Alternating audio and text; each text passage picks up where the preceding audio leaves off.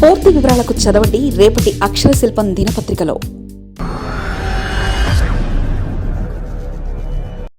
YS జగన్లో no change, 2.0 మార్పులు అంతా ఉత్తిదేనా? విశాఖ పర్యటనలో అంతా పాతసీనే. నగరానికి వచ్చి సీనియర్లు కలవకుండానే వెళ్లి అధినేత జగన్ తీరుపై సీనియర్ల డీలా. ఆంధ్రప్రదేశ్ రాజకీయాల్లో మార్పు అనే పదం ఇప్పుడు వైఎస్ఆర్ కాంగ్రెస్ పార్టీలో హాట్ టాపిక్గా మారింది. ఎన్నికల ఓటమి తర్వాత తనలో మార్పు వచ్చిందని, కార్యకర్తలకు నేతలకు అందుబాటులో ఉంటానని జగన్మోహన్ రెడ్డి పదే పదే చెప్తున్నారు. కానీ తాజాగా జరిగిన విశాఖ పర్యటన చూస్తుంటే జగన్లో ఎటువంటి చేంజ్ లేదు. ఆయన ఇంకా అధికారంలో ఉన్నట్టే వ్యవహరిస్తున్నారనే విమర్శలు పార్టీ లోపలే వినిపిస్తున్నాయి. రాక జిల్లాకు వచ్చిన అధినేత కనీసం పలకరించకుండానే వెళ్లిపోవడంలో విశాఖ నేతలు తీవ్ర నిరాశలో మునిగిపోయారు. ఆరోగ్య ఎమ్మెల్యే రేగం మత్స్యలింగం, విశాఖ దక్షిణ నియోజకవర్గ మాజీ ఎమ్మెల్యే వాసుపల్లి గణేష్ కుమార్ల వివాహ వేడుకల కోసం జగన్ విశాఖకు వచ్చారు. షెడ్యూల్ ప్రకారం ముందుగా అరకు వెళ్లి అక్కడ నూతన జంటను ఆస్వాదించిన జగన్ మధ్యాహ్నం విశాఖలోని వాసుపల్లి నివాసానికి చేరుకున్నారు. అక్కడ నూతన దంపతులను దీవించారు.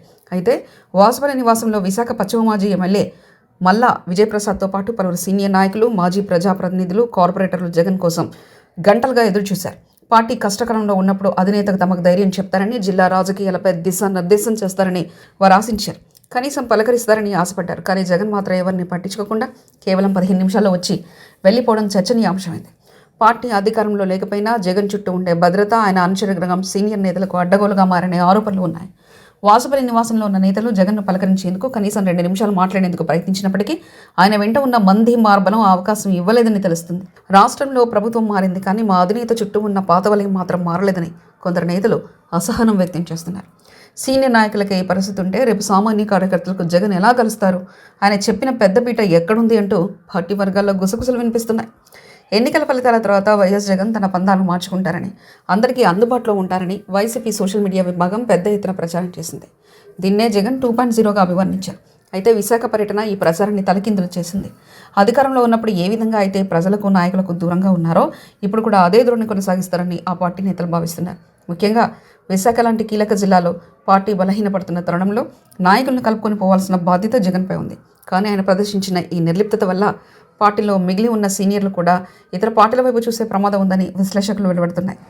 సీనియర్లకే 10 నిమిషాలు కేటాయించలేని జగన్ ఇక కార్యకర్తలకు ఎలా ఆదుకుంటారనే ప్రశ్న ఇప్పుడు విశాఖ వైసీపీలో బలంగా వినిపిస్తుంది. వాసుపల్లి నివాసంలో జరిగిన ఈ పరిణామం జిల్లా రాజకీయాల్లో పెను మార్పులకు సంకేతం కావచ్చు.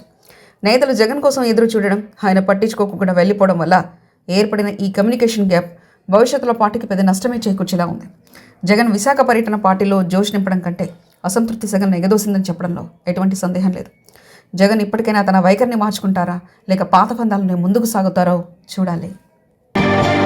మరిన్ని కథనాల కోసం సబ్స్క్రైబ్ చేసుకోండి మీ అక్షర శిల్పం.